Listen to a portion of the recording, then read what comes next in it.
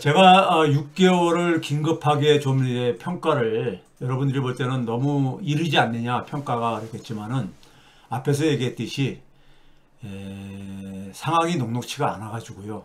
상황이 녹록치가 않아 가지고 그다음에 제가 이제 뒤에 코스피 겨울을 그랬잖아요. 이게 이제 제가 뭐 주식이나 부동산은 제가 잘 다루는 것을 꺼리는 입장이지만은 그 이유는 뭐 재테크에 관심 많은 분들이라기보다 사실 대다수 분들이 관심을 갖고 있지만은 저까지 그러니까 거기에 그러니까는 숟가락을 얹어 놓을 필요는 없다고 생각이 들고요. 그리고 그걸 위해 가지고 제가 이 방송을 개설한 게 아니기 때문에 그리고 이게 이제 제가 코스피 겨울이라고 한 이유는 뭐냐면은 현 정부가 지금 유일하게 경제 지표에서 가장 자랑하는 지표가 코스피잖아요. 코스피요. 코스피 5천 공약도 내세웠고, 그런데 이제 최근에 이제 주식시장 상황이 상당히 녹록치가 않죠. 그래서 이제 이게 서로 맞물려 있는 문제이기 때문에, 그리고 6개월 정도면은 개혁의 골든타임이 이제 그러니까 사실 거의 다 끝나가는 시점입니다. 끝나가는 시점이에요. 개혁의 골든타임이요. 신정부가, 새로운 정부가 들어서면은 자기가 목표로 했던 것에 강한 드라이브를 걸 수 있는 때가 바로 이 6개월 정도 안팎의 시간입니다. 시간인데, 그런 점에서 제가 좀 이제 안타까움도 있고 해가지고 이 주제를 잡았습니다. 자, 지금 최근의 상황은 뭐 저보다 여러분들이 더 잘 아시겠지만은 우리 사회에는 사실 그러니까 우리가 특권층들이 있죠. 특권층들이요. 저는 이제 그 중에서 특히 이제 고약한 특권층들이 있는데, 이걸 저는 매판적 특권층이라고 그랬죠. 어느 나라나 특권층은 있는데 정도 차이가 있을 뿐이지. 근데 우리나라는 저는 여기다 매판적이라는 수식어를 붙이는 이유는 사익을 위해 가지고는 국가 이익조차도 그러니까 내팽개치는 이 부류들이 있습니다. 사실 이거는 오래됐습니다. 우리나라가 사실은 역사적으로 볼 때는, 저는 이제 역사를 공부하는 한 학도이기도 하지만은 적어도 우리가 임진왜란 조선 왕조 이후에 보게 되면 임진왜란 병자호란 이후부터 사실은 이런 매판적 특권층이 형성이 되어 왔고요. 그게 조선 말에 그리고 일제, 그 다음에 분단 시기를 거치면서 지금까지도 그 뿌리가 뽑히지 않고 지속되고 있죠. 이 특권층들의 그 마지막 보루처가 뭐냐면요, 어느 나라 특권층은 마지막 보루처가 사법부입니다. 사법부요. 현대사회라는 것은 기본적으로 법에 의한, 법치라고 하죠, 우리가요. 법에 의해서 우리가 통치하는 그러한 시스템을 갖고 있기 때문에 그 사법부를 장악을 통해 가지고 사실은 자신들의 특권을 재생산을 하려고, 혹은 자신들의 이익을 방어하기 위해서 사법부를 활용하기도 하고 그러죠. 최근에 사법부의 저항이 많은 분들이 느낄 겁니다. 특히 깨시민들은 굉장히 깝깝해하고 그러실 겁니다. 검찰이 그러니까는 반격을 해왔지만은 검찰의 반격은요 별 효과 없습니다. 왜 그러냐면요, 국민들이 검찰의 정치검찰들의 행태를 사실 지겹도록 겪었기 때문에 검찰의 반격은 그렇게 효과가 크지 않아요. 크지 않은데, 왜? 그만큼 국민들이 많은 그러니까 대가를 지불한 겁니다. 근데 사법부에 대해서는 많은 국민들이 여전히 뭐냐면 굉장히 허상을 갖고 있어요. 허상을. 깨시민들은 사실 그걸 구별하고 있지만은 허상을 갖고 있습니다. 그러다 보니까 사법부가 저항을 했을 때 굉장히 움츠러들 수밖에 없고, 그리고 속수무책으로 끌려가기도 하고 그럽니다. 끌려가기도 하는데, 이 특권층들의 사실 돌격대가 이 내란 세력이죠. 내란 세력인데, 내란 세력이 최근에 이제 사법부 저항에 의존을 하는 모습이 우리가 뉴스 시간에 계속해서 우리가 그 소식을 전해 듣고 있는데요. 이들이 그러니까 사실 그 가로막고 있는 것은요, 정치적인 셈법과도 맞물려 있습니다. 이제 6개월만 잘 버티자. 6개월 이후에는 그러니까는 이재명 정부를 그러니까 사실 식물 정부로 우리가 만들겠다는 이러한 이제 그러니까 사실은 생각들을 갖고 있다고 저는 알고 있고요. 제가 잡히는 안테나로는 그렇게 지금 이 정리가 되고 있습니다. 사법부는 어쨌든 간에 시간 끌기를 하고 있습니다. 지방선거까지만 시간을 끌고, 그리고 그 이후에는 정치적인 판단에 의해 가지고 만약에 우리가 지방선거에서 이재명 정권이 만약에 패한다는 것이 저는 서울시장 선거와 굉장히 관건이라고 생각이 드는데요. 이 부분을 뺏긴다고 한다면 굉장히 타격이 심할 겁니다. 그러면 내란 세력은 자신들은 그러니까 부활할 수 있다고 착각을 할 수 있을 것이고요. 그래서 이 부분과 관련해서 지금 사법부가 지금 온몸으로 지금 저항을 하고 있습니다. 저항을 하고 있어요. 보이시는 분들은 보일 거고요. 안 보이시는 국민들은 사법부에 대한 허상을 갖고 있기 때문에 그렇습니다. 그런데 이제 우리가 대통령이라는 직책은요, 우리가 이재명 대통령이 야당에 그러니까 당대표를 할 때하고 이게 그러니까 위상이 다르잖아요. 대통령이라는 것은 대통이라는 게 무슨 뜻입니까? 크게 그러니까 우리가 통솔을 한다는 얘기잖아요. 그러니까 통합을 굉장히 강조를 합니다. 통합을 의식을 하죠. 윤석열은 그러니까 자기 지지 세력만을 그러니까는 기반으로 해서 정치를 했지만은 민주정권들 같은 경우는 집권하고 나면은 모든 국민을 어쨌든 간에 모든 국민의 대통령 역할을 하려고 노력을 합니다. 무단히 노력을 해요. 그런데 이제 우리가 통합은 우리가 어떻게 해야 되는가 했을 때 결국은 민생과 연결되어 있습니다. 민생 문제를 제대로 해결되면요 통합은 됩니다. 통합은 되고요. 그러니까 이재명 대통령이 후보 시절에 제기했던 시대 정신으로서 억강부약이라는 것이 바로 이제 그러니까 바로 소위 말해서 이 개혁이고요. 그다음에 대동세상이라는 것이 그게 이제 사실 민생 문제인 겁니다. 민생 문제인 건데 이 문제를 그러니까는 통합을 하기 위해서도 민생은 반드시 성공을 해야 돼요. 그런데 지금 상황이 이렇게 녹록치가 않다는 겁니다. 여러분들이 볼 때는 굉장히 오늘 방송을 듣고 깝깝함을 느낄 텐데 이걸 알아야 됩니다. 왜 그러냐면은 시민들의 수준이 결국은 뭐냐면 민주정권의 수준을 결정을 합니다. 민주정권의 수준을 결정하는 거기 때문에 제가 이렇게 안타까움을 가지고 방송을 하는 겁니다. 이재명 대통령이 우리가 주말에 그러니까 우리가 날라온 뉴스들을 보게 되면은 우리나라 대통령들이요, 문재인 대통령도 그랬지만은 대외적으로는 굉장히 잘해요. 대외적인 활동은 굉장히 잘합니다. 대외적으로 굉장히 용기도 부리고요. 제가 이제 억강부약은 통합이고 대동세상은 민생이다 이렇게 얘기를 했는데 그게 이제 그러니까 우리가 통합을 하기 위해서는 민생과 개혁을 같이 해야 된다. 민생을 살리는 방향으로 개혁을 해야 됩니다. 그러니까 대외적으로는 굉장히 그러니까 우리가 하나의 지금 전 세계가 굉장히 혼란스럽잖아요. 이 혼란스러운 상황 속에서 어떤 방향 제시를 굉장히 하고 있습니다. 하고 있어요. 문재인 대통령 같은 경우는 사실 코로나 팬데믹 때였었는데 그 당시에 이제 그러니까 우리가 이 코로나를 우리가 모범적으로 우리가 극복을 했었잖아요. 그걸 가지고 이제 대외적으로도 굉장히 코로나 극복하기 위해서 글로벌 사회가 연대를 하고 협력을 해야 된다는 것을 계속해서 메시지를 전달하고 그랬죠.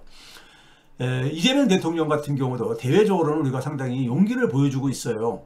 근데 그 용기를 가지고 결국은 뭐냐면 민생을 개혁하는 데 용기로 전환해야 됩니다. 이게 안 보여요. 사실은 이게 안 보입니다. 대외적으로 어떤 일이 있었느냐, 제가 217회에서 여러분들 이런 주제로 AI 3대 강국을 평가하면서 그때 시작을 제가 뭐라고 했냐면은 미국하고 이제 그러니까는 협상이 굉장히 우리가 막판을 달릴 때였잖아요. 그래서 이재명 강점으로 실용주의적 보편주의로 돌파해야 된다 이런 얘기를 했잖아요. 예? 미국이 억지를 부르는 상황 속에서 이걸 그러니까 이제 그러니까 돌파하려면은 이재명의 강점인 실용주의식 보편주의로, 그때 제가 뭘 제안을 했었냐면요. 내년 3월이면은 그러니까 WTO 세계무역기구 14차 강요회의가 카메룬에서 열릴 예정이다. 이런 얘기 했어요. 이때 이걸 주도를 해야 된다. 저희 다자주의를 그러니까 다시 살려내야 된다 이거죠. 지금 트럼프 같은 경우는 양자주의로, 그러니까 1대1로 다 각계파하겠다는 얘기죠. 미국의 이익을 위해 가지고요. 각계파하겠다는데 다자주의 틀을 그러니까 다시 그러니까 우리가 강화시켜야 된다. 그 계기를 그러니까 WTO 강요회의를 그러니까 우리가 주도함으로써 내년 봄에 있을 이걸 제가 제시를 했었잖아요. 이게 사실은 이재명 대통령이 어제 그러니까 우리가 이 남아공에서 지금 그러니까 G20 정상회담이 열리고 있잖아요.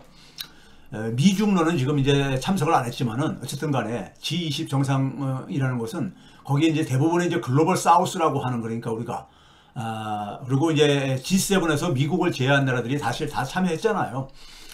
여기서 이제 그러니까 이재명 대통령이 WTO 기능을 회복해야 된다. 이게 바로 이제 다자주의 틀을 그러니까 좀 이제 우리가 강화하는데 힘을 모아야 된다 이 얘기죠. 이게 모두의 이익에 부합하기 때문에 WTO 기능을 회복한다. 이런 이제 그러니까는 제안을 했어요. 제안을 했고 바로 이제 그러니까는 시작하자마자 하는 게 뭐냐면 G20 정상 선언을 이제 그러니까는 하는 겁니다. 근데 G20 정상 선언을 트럼프가 자기는 그러니까 참석을 안 하면서 선언문을 만들지 말라고 이제 압박을 했습니다. 압박을 했지만은 그 압박을 그러니까 이제 뚫고 나가서 정상 선언을 채택을 했습니다. 그러니까 세계의 목소리를 그러니까 사실은 모은 거죠. 중국이나 러시아는 다자주의에 그러니까 기본적으로 찬성을 하는 국가입니다. 미국만 지금 반대하고 있는 거죠. 그러니까 G20 정상 선언문을 채택을 함으로써 미국이 상당히 그러니까는 외톨이로 그러니까는 소위 말해서 아이들 말대로 그러니까는 이 따당하는 거니까 글로벌사에서 따당하는 이러한 이제 그러니까는 그 해프닝이 일어난 겁니다.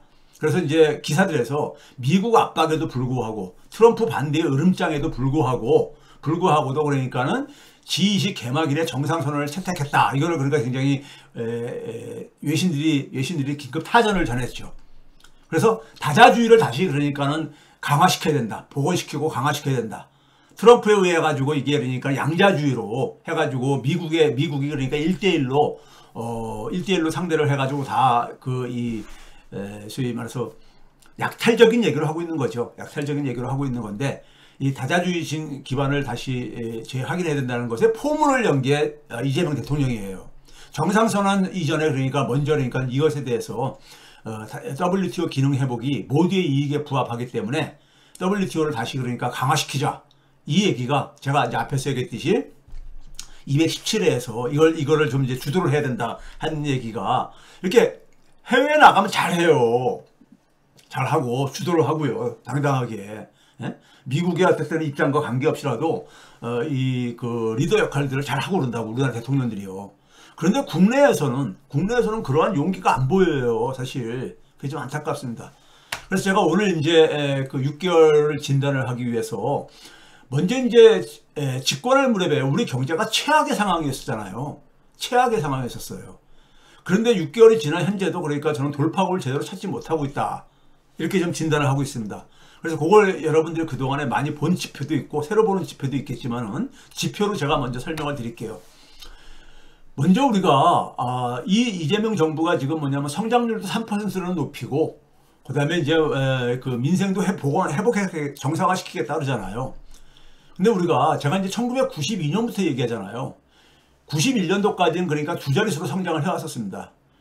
근데 민주화 이후에 소위 말해서 이제 그러니까 우리가 성장률이 뚝 떨어집니다. 6%도 뚝 떨어지게 되고 그 이후에 그다음에 한 6년 지난 다음에 외환위기도 겪고 그리고 카드 사태도 겪고 글로벌 금융위기의 유탄도 맞고 그래가지고 우리가 하다가 2020년에는 코로나 팬데믹이라는 것도 사태도 겪고 그러잖아요. 우리가 민주화 이후에 사실은 우리나라의 소위 말해서 6.27 민주대항쟁 이후에 소위 절차민주주의가 절차민주주의를 우리가 확보한 이후에 우리나라의 경제 생태계는 사실 황폐화되기 시작합니다. 황폐화되기 시작해요. 그리고 대외 환경도 굉장히 악화되고요. 그러니까 민주 세력들이 사실 그러니까는 그 이전에 군부 독재 정권에 비해서 차별적인 그러니까 실력을 못 보여준 거예요. 경제에 있어서는요. 경제에 있어서 지난 한 35년 동안에 차별적인 실력을 못 보여줬어요. 여기 보시게 되게 되면은 1992년부터 우리나라의 소위 말해서 군부 독재 시절에 소위 말해가지고 그러니까 우리가 대기업 주도, 재벌 주도의 그러니까 이 산업화 방식이 막을 내리면서 성장률이 뚝뚝뚝 떨어지기 시작합니다. 그때부터 그러니까 사실 제조업의 일자리가 줄어들기 시작해요. 줄어들기 시작하거든요. 그러니까 성장률이 뚝뚝뚝 떨어져요. 떨어져가지고 우리가 지난 그러니까 5년 동안에 소위 말해서 이재명 정권이 들어서기 5년 전에 2%까지 뚝 떨어졌습니다. 근데 올해 우리가 성장률을 지금 우리가 한 1% 정도, 그것도 반토막까지 나잖아요. 반토막까지. 내년에 그러니까 우리가 2.1에서 2.2로 많게 보는 전망하는 데가 2.1에서 2.2로 보지만은 올해하고 내년도 올해에 대한 기저효과가 있기 때문에 두 개 년도 올해 2025년하고 2020년도 연평균으로 보게 되면 한 1.6%뿐이 안 되는 거예요. 그러니까 사실상 그러니까 1%대로 내려앉은 거예요. 내려앉은 겁니다. 이재명 정부에서요. 근데 성장률은 여전히 뭐냐면 그것의 2배인 그러니까 우리가 3%를 지금 목표로 하고 있단 말이에요. 3%를 목표로 하고 있어요. 근데 그걸 하려면은 성장률이 왜 이렇게 하락했는가를 일단 우리가 정확한 진단이 있어야 되는 거잖아요. 그 정확한 진단이 제가 입이 아프게 얘기했잖아요. 뭐라고 했습니까? 가계 소비가 둔화돼서 그렇다 얘기했잖아요. 바로 봐보세요. 파란색으로 쓴 수치를 봐보세요. 성장률과 더불어서 가계 소비가 90년대 초에는 한 50% 이상을 차지했는데 이게 또 30%도 떨어졌다가 최근에는 한 25% 정도 뚝 떨어졌잖아요. 예? 가계 소비가 줄어들다 보니까는 성장률이 떨어진 거예요. 성장률이 떨어진 겁니다. 거기다가 이제 우리가 코로나 팬데믹 이후에는 소위 말해서 중국과 미국 간의 패권 전쟁이 이루어지면서 공급망이 불안정해지면서 그러면서 뭐냐면 세계화의 그러니까 이점도 사라져 버립니다. 그러니까 수출도 어려워졌죠. 그래서 성장률이 그러니까 2%로 쭉 떨어진 거예요. 그게 지금은 뭐냐면 1%로 내려앉고 있는 겁니다. 그럼 여기서 우리가 일단 수출은 우리가 노력을 해야 되죠. 어저께 이제 이재명 대통령이 G20 정상회담에서 얘기했듯이 다자주의를 더 복원하고 강화하는 노력을 주도를 해야 되죠. 해야 되는데 그거는 그러니까 우리 혼자만의 행가도 되는 건 아니잖아요. 예? 그럼 결국 우리가 우리 안에서 최선을 다할 수 있는 건 뭐겠습니까요? 내수의 근간인 가계 소비를 강화를 해야 되는 거예요.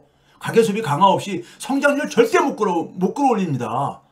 이건 수치가 보여주고 있잖아요. 수치가요. 가계 소비 안 끌어올리고 성장률을 3%로 끌어올리는 건 이거는 환상입니다. 환상 한마디로. 예? 가계 소비를 안 끌어올리거든요. 자, 우리나라 국민들이 특히 서민들, 중산층하고 저소층의 생계가 지금 위기 상황이라는 것도 제가 누차 얘기했잖아요. 우리나라 서민들은 되게 어떻게 구성되십니까? 일자리가요? 월급쟁이. 그래서 임금 노동자냐 아니면은 자영업자냐 이 두 가지 중에 하나예요. 이거 두 가지로 분류가 되어집니다. 물론 특수고용직이라고 해서 최근에 가되고 있지만은 법적으로는 자영업자냐 아니면 임금 근로자냐 두 가지로 분류가 되어집니다.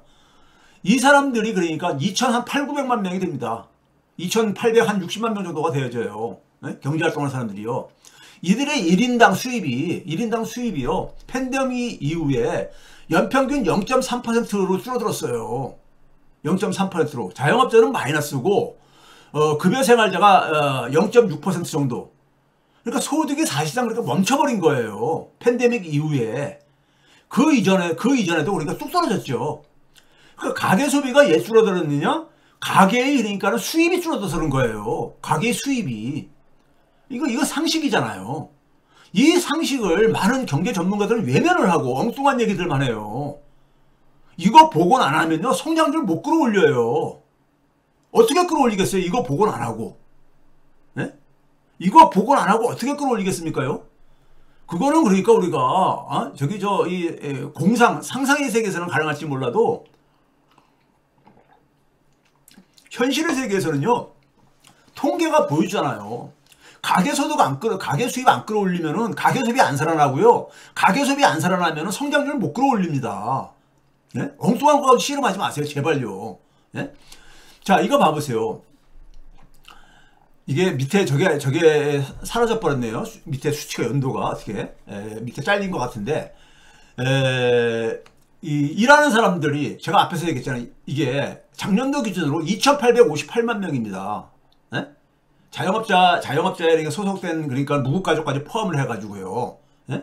그러니까 이 사람들이 전체적으로 노동하는 사람들이죠. 평균 월소득이요. 이게 파란색이 뭐냐면 첫 번째 파란색이 김대중 정권 때 마지막 해고요. 두 번째 파란색이 노무현 정권 마지막 해고요. 마지막 파란색이 문재인 정권 마지막 때입니다. 마지막 때인데 이게 수치들이 많이 잘려버렸네요. 잘려버렸는데 뒤로 갈수록 그러니까 맨 끝에가 윤석열 정권 때는 오히려 줄어들었잖아요. 마이너스로요. 줄어들었어요. 예? 실제로 월소득이 처음에 그러니까 우리가 저 맨 끝에가 92년도 시작을 해가지고 82년도부터 시작해가지고 81년도부터 시작해서 91년도 97년도 그리고 이제 우리가 2002년도 김대중 정권 때 267만 원이라는 것이 수치가요. 그런데 이거 봐보세요. 정권에 따라서 사람들의, 우리 국민들의 실질 소득이요. 실질 소득 증가율 한번 봐보세요. 군부 정권 때, 그러니까 소위 말해서 이게 그러니까 소위 연평균 10%대 성장할 때입니다. 1인당 그러니까 우리가 소득의 증가율이 뚝 떨어지잖아요. 떨어졌다가 김영삼 정권 때보다 김대중 정권 때부터 노무현 정권 때가 민주 정권 때인데 뚝 떨어져요. 뚝 떨어져요. 사실은 이게 김대중 정권하고 노무현 정권을 합해가지고 이렇게 평균을 낸 건데 따로따로 분리하면요. 김영삼 정권 이후에 가장 소득 증가율이 높았을 때는 박근혜 때입니다. 이명박하고 박근혜를 합했기 때문에 1.16%인 것이고요. 그러니까 근데 사실 그냥 개긴 독인이잖아요. 네? 소위 말해서 개찐도찐이라고 우리가 얘기하는 식으로 얘기할 때, 그러니까 민주정권이 차별성을 못 보여준 거예요. 정권이 바뀌더라도 일반 서민들의 소득은 서민들의 삶은 개선이 안 된 거예요. 지난 30년 넘게. 네? 그러면서 어떻게 그러니까 서민들한테 표를 달라고 할 수 있어요. 그러니까 정권 뺏기고 그러는 거예요. 반복적으로. 네? 이거 봐보세요. 정권별로 보게 되면은 어떻습니까요? 김영삼 때는 외환위기 터지기 전이기 때문에 외환위기 이후에 우리 사회가 완전히 망가져 버리니까요. 예? 뚝 떨어지잖아요. 그때 그 이후에 그러니까 우리가 김대중 때부터 윤석열 때까지 윤석열 때는 마이너스 0.15예요. 연평균이요. 줄어들어온 거예요. 그러니까 최악이었었죠. 최악이었던 거예요. 근데 가장 높았던 게 박근혜 때입니다. 예? 2.5% 연평균. 노무현 때가 두 번째로 해서 2.1%. 예? 그리고 문재인 때가 1.5, 김대중 때가 1.4%, 이명박이 0.1%. 예? 이게 정권별로 일반 국민들의 월소득 연평균 증가율입니다. 아까 보였을 때 2,850만 명의 1인당 그러니까는 1인당 월 수입으로 월소득 증가율입니다. 이게요. 예? 그러니까 민주정권이 차별성을 못 보여줬어요. 예? 그러면서 서민을 대변하는 정당이라고 얘기를 하고 있잖아요. 서민을 대변하는 정당. 사실은 그러니까 이렇게 무한할 정도의 얘기죠. 수치로 보면요. 예? 그러니까 이거를 그러니까 이재명 정부가 반복을 지금 하고 있는 것 같아요. 제가 볼 때는요. 예? 반복을 하고 있는 것 같아요. 그럼 또 실패합니다. 또 실패해요. 예? 자, 이게 이제 그러니까는 앞에서 얘기했듯이 기저효과까지 고려해서 민주당 정권 그러니까 김대중 노무현 정권 10년, 문재인 정권 5년 이렇게 하지 김대중 노무현 정권은 10년의 평균을 보게 되면은 이명박 박근혜 9년보다는 높아요. 그런데 이건 정권별로 보면 그렇다는 얘기예요. 어쨌든 별 차이가 없다 이거죠. 그러다 보니까는 가계소비 성장기도 계속 떨어진 거예요. 민주당 정권이라고 해가지고 안 떨어진 게 아니라 계속 떨어진 거예요. 차별성이 없어요. 예? 차별성이 없다고. 성장률이 계속 정권 바뀔 때마다 계속 1%씩 떨어졌다고 우리가 흔히 얘기하잖아요. 1%포인트씩 성장률이요. 예? 여기에 대한 반성이 없으면은 민주정권 또 정권 뺏깁니다. 민주권력이요. 또 정권 뺏겨요. 여기에 대한 반성 없으면은. 안 그러겠어요? 국민들이 왜 표를 줘야 되겠어요? 예? 왜 표를 줘야 되겠냐고요. 자. 이게 이제 그러니까는 이거는 이제 정권별로 묶어서 본 것뿐이고요. 내수 성장 기여도도 봐보세요. 내수 성장 기여도도 예? 별 차이가 그렇게 없어요. 차이가 없습니다. 예? 그렇죠? 그 다음에 이제 우리가 이재명 정부 이후에 이재명 정부 얘기 이게 뭐냐면은 6월 달부터 8월 달이요. 그럼 이제 최근 상황을 이제 보기 위해서 이재명 정부가 6월 달에 시작했잖아요. 6월 달에요. 6월 달부터 8월 달까지 6, 7, 8, 3개월. 9월 달까지는 아직 통계가 안 나왔습니다. 집계가 안 됐어요. 월 평균, 그러니까 월 수입이죠. 월 수입. 이게 소위 월급쟁이들입니다. 월급쟁이들의 평균 수입이 이게 올해가 이재명 정부를 제가 녹색으로 표기한 겁니다. 막대기로요. 그 다음에 이제 파란색이 문재인 정권 마지막 해고요. 그리고 빨간색들은 다 이제 국힘당 정권들인 겁니다. 예? 2012년이 그러니까 이명박 정권 마지막 해였었죠. 2016년이 박근혜 마지막 해였었죠. 그 다음에 2021년이 연간으로는 그러니까 문재인 정권 마지막 해고, 작년이 그러니까 윤석열 정권 마지막 해고, 올해가 이제 6월 달부터 8월 달 기준이니까요. 6월, 8월. 이재명 정부가 6월 달에 시작했잖아요. 근데 올해 6월 달부터 8월 달에 월 평균 실질 급여가요. 월급쟁이들의 347만 원입니다. 347만 원이요. 이게 그러니까는 상위부터 저 하위까지 다 합친 평균입니다. 평균이요. 평균이 347만 원이 이게 언제 수준이냐? 딱 봐보세요. 2016년보다 적어요, 지금요. 2016년이 350만 원이었다고요. 네? 잃어버린 10년이잖아요. 잃어버린 10년 아닙니까? 그러니까는 월급쟁이들, 일반 서민들의 대부분은 월급쟁이들이잖아요. 월급쟁이들이 죽을 맛인 거예요. 이게 평균이라는 것은요. 평균이라는 것은 50%보다 적습니다. 소위 말해 중위값보다 이게 더 높아요. 평균값은요. 되게 통계적으로요. 예? 불균등하게 분포되어 있기 때문에. 그러면은 이 대다수가 그 밑에 있는 사람들은 위에 상위 소득자는 그래도 월급이 오르잖아요. 잘 오르잖아. 밑에 있는 사람들은 많이 마이너스 행진이 되고 있다고요. 제가 과거에 보여드렸잖아요. 일용직이라든가 임시직 같은 경우는 마이너스로 계속 곤두박질 치고 앉아있다고. 예? 그렇잖아요. 지금 이재명 정부에서 소득 개선이 지금 보이지가 않아요. 그럼 앞으로는 보일 것이냐? 여기는 희망을 가질 수 있게 해줘야 되잖아요. 그걸 가질 수 있게 해줘야지만이 국민들은 계속 지지를 보낼 수 있고 힘을 모아줄 거고 그래야지 6월 지방선거에서 승리를 할 수 있는 거 아니겠습니까? 제 말 틀립니까? 예? 근데 이대로 가면은 어떻게 될지 모르겠다 이거예요, 저는요. 지금 내란 세력이 똥볼 차고 있는 거잖아요. 자책골을 계속 넣고 있는 거잖아요. 근데 그거 언제까지 국민들이 계속해서 지지해 줄 것 같아요. 그거 가지고. 국민들이 그러니까 한 1년 지나면요. 지쳐갑니다. 에? 지쳐가. 그걸 지금 노리고 있는 거야, 이 사람들은요. 그리고 사법부에서는 질질 끌고 있고, 시간도 끌고 있고.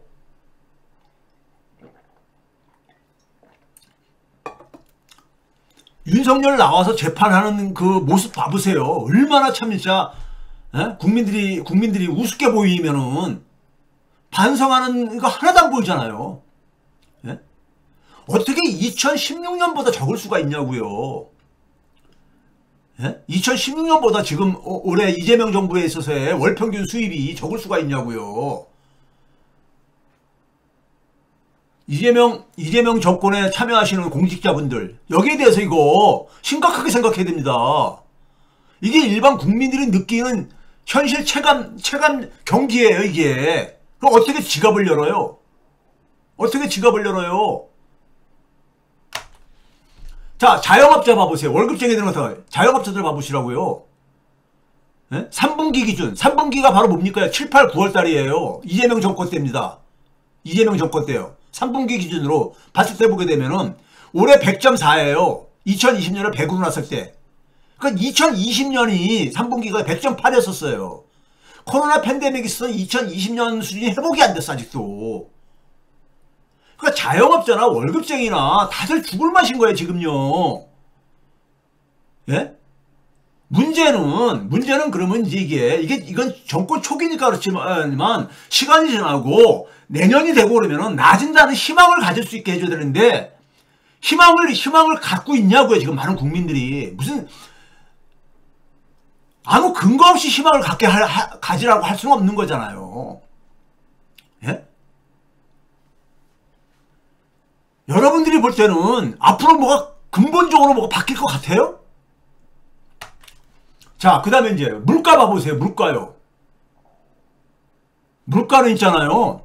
이번에 뉴욕 시장에서 만단이라는 친구가 된 게, 그 다음에 트럼프가 작년에 당선된 이유가 뭐 때문인지 아세요? 물가 때문이에요. 결정적인 가장 중요한 변수가. 바이든이 성장률은 굉장히 높았었어요. 바이든 정권 때. 성장률은 굉장히 높았습니다. 그럼에도 불구하고 왜 바이든이 졌느냐? 물가 때문에 진 거예요. 트럼프가 물가 공략을 해가지고. 이번에 만단이가 뉴욕 시장이 왜 당선됐냐? 물가 때문에 또 이거 정권 시장식 뺏어온 거 아닙니까? 예? 서민들한테는 소득이 넉넉지 않은 상황 속에서 물가만큼 그러니까 고통스러운 게 없다고요. 물가하고 일자리만큼이요. 예? 이거 봐보세요. 이거 그러니까 우리가 가장 우리가 근사하게 가려면은 이재명 정부에서 6월달부터 시작했으니까 6월달부터 10월달까지 6, 7, 8, 9, 10, 5개월 지났어요. 5개월이요. 11월달은 아직 안 지났으니까는 이거를 작년도 6월달부터 10월달에 물가 상승률하고 한번 비교를 해보세요. 끔찍합니다. 전체 소비자 물가는 작년에는 0.6이었는데 올해 5개월 동안은 2.1%예요. 몇 배? 3배 이상 더 증가했어요. 근데 서민들한테 압박이 큰 특히 식료품 물가, 대통령도 언급한 식료품 물가는 봐보세요. 몇 배가요? 예? 작년에는 0.9였었는데 올해는 3.3%포인트예요. 더 벌어졌죠. 더 벌어지고 있잖아요. 예? 물가가 이렇게 지금 물가를 제대로 못 잡고 앉아있으면서 대통령은 얘기하는데 밑에서는 제대로 일을 안 하고 있는 거잖아요. 물가 못 잡으면서 어떻게 이걸 그래요? 어떻게 표를 기대할 수 있냐고. 서민들은요, 일반 아주 하루하루 벌어먹고 살기 힘든 사람들은 내란 재판에 관심 없어요. 깨시민들이나 관심 많이 갖고 있죠. 먹고 살만한 사람들이나 관심 없어요. 자, 이거 여러 가지 이유가 있죠. 여러 가지가 이유가 있습니다. 물가가 이렇게 되는. 먼저 환율 봐보십시다. 환율이요. 최근에 1475원 이걸 지금 마지노선으로 정해놓고 정부가 지금 어쨌든 간에 이렇게 가고 있는데 그걸 막으려고 작년 5월달부터 10월달까지 올해 5월달부터 10월달까지 이게 어찌됐든 간에 그 비슷한 시기하고 비교를 해야 될 게 아닙니까? 1년 전하고 지금하고 이게 지금 윤석열 때하고 지금 우리가 비교를 해야 되는 지금 이런 상황이냐고요. 이재명 정부가. 환율이 오르니까 당연히 어떻게 됐습니까? 수입물가가 오르지. 예? 수입물가 봐보세요. 수입물가. 달러 기준 수입물가가 작년 이맘때는 떨어졌었어 다. 예? 운 좋게. 근데 올해는 지금 하니까 급등하고 있잖아요. 달러 기준으로도 오르고 있고 그걸 원화 베이스로 바꿔도 그러니까 오를 수밖에 없죠. 작년에 다 떨어졌었어. 이 기간에 6월달부터 10월달 사이에 5개월 동안에요.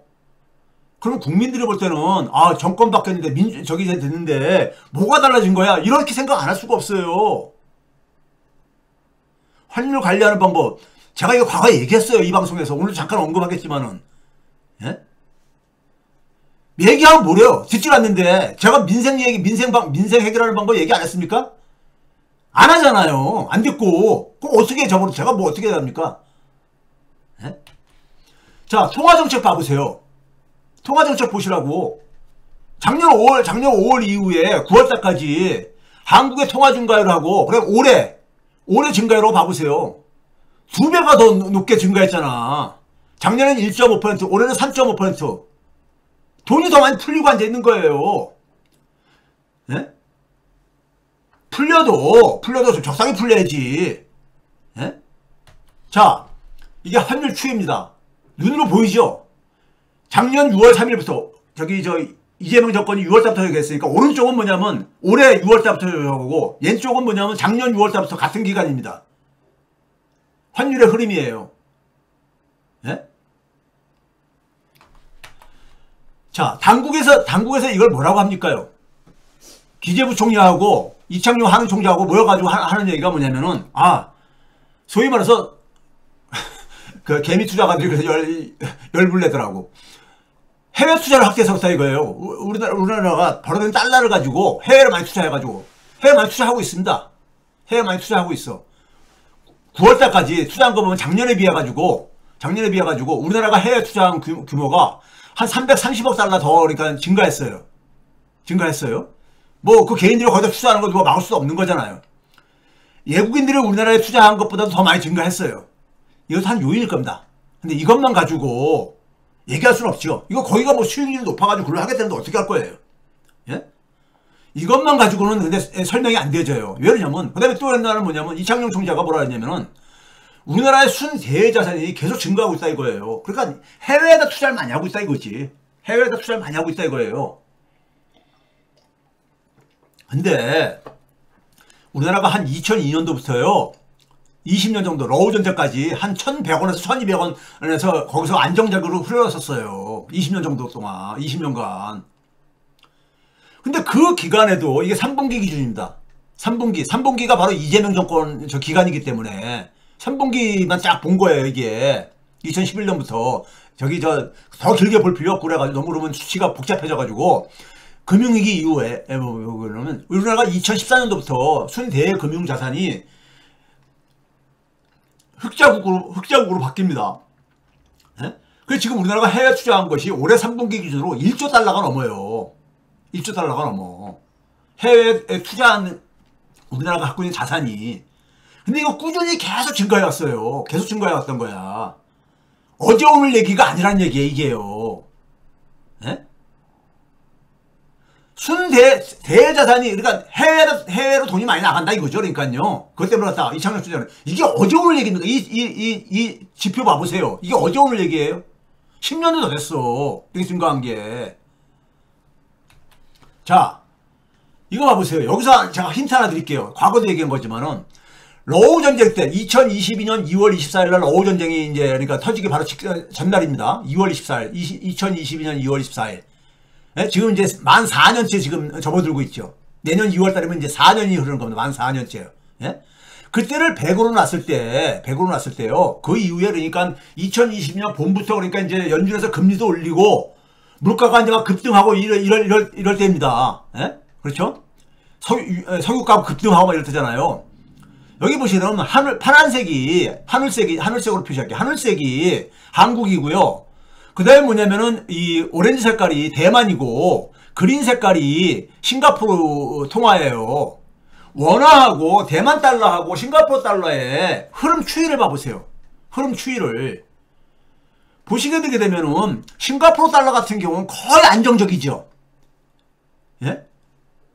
오히려 좀 강한 이게 수치가 작아졌다는 얘기는 화폐 가치가 그러니까는 환율이 상승한 게 아니라 하락했다는 얘기니까 싱가포르 달러가 강세가 됐다는 얘기죠. 어쨌든 간에 안정적이잖아요. 대만 같은 경우랑 우리나라랑 흔히 얘기하는 것이 지정학적인 리스크를 많이 얘기를 합니다. 지정학적인 리스크. 대만도 그러니까 중국이 언제 저거 먹을지 모르다고 맨날 하고 있잖아요. 그렇죠? 근데 대만하고 봐보세요. 지금 현재 이 러우 전쟁 직전하고 봤을 때 대만 달러는 한 12% 정도가 떨어졌어요. 대만 달러는, 타이완 달러는. 근데 우리나라는 22% 정도가 떨어진 거예요. 예? 엊그저께 금요일 환율 기준으로요. 예? 그러니까 왜 그러면 우리가 대만이나 싱가포르 통화보다도 왜 이렇게 그러니까 취약하냐 이거예요. 우리나라 원화 가치가 취약하냐 이거죠. 자, 그거에 대해서는 제가 늘 얘기했죠. 화폐 주권에 대한 인식이 부족해요. 우리나라가 외환위기 왜 당했습니까요? 달러 없어서 당한 거였잖아요. 달러 없어서 유동성 위기였었어요. 외환 유동성 위기. 예? 97년도에 GDP 대비 한 5, 6%뿐이 없었어요. 우리나라 그 달러 보유액이, 외환 보유액이. 최후의 보루처가 외환 달러잖아요. 그 외환위기 터지고 나서 부랴부랴 높여가지고 우리나라 한 24, 5% 정도를 해서 관리를 해왔습니다. 작년 기준으로 22%예요. 근데 대만 같은 경우나 싱가포르는 원래부터 높았어. 싱가포르는 왜 그렇습니까? 개방경제를 하려면 자본의 유출입이 많을 수밖에 없잖아요. 자본의 유출입이. 그 속에서 통화 주권을 확보하려면은, 통화 주권을 확보하는 것은 굉장히 주요한 과제일 수밖에 없어요. 우리나라도 외환위기 이후에 완전히 자본시장 개방했잖아요. 예? 그런 상황 속에서 최후의 보루처는 뭐겠습니까요? 외환 보유액이에요. 외국인 투자자들이 결국은 그 나라의 투자의 가장 그러니까 기준되는 마지막 기준은 뭡니까요? 내가 투자한 달러를 회수할 수 있냐 없냐 이겁니다. 예?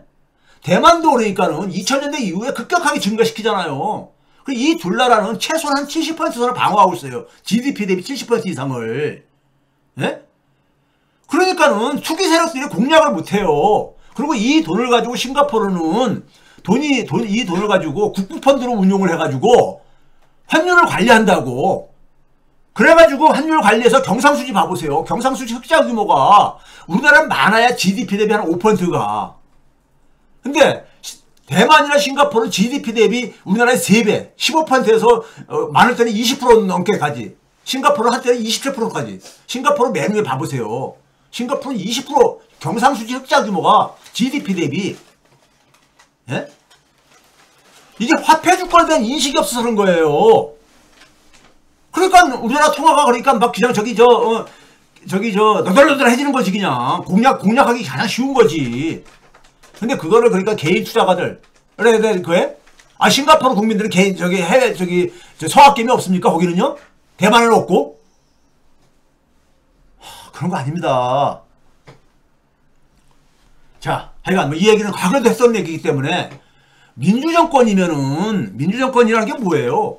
남한테 함부로 휘둘리지 않는 나라, 남들이 함부로 할 수 없는 나라 만들기잖아요. 둘째가 국민이 진짜 주인인 나라 만드는 거 이거잖아요. 참 진짜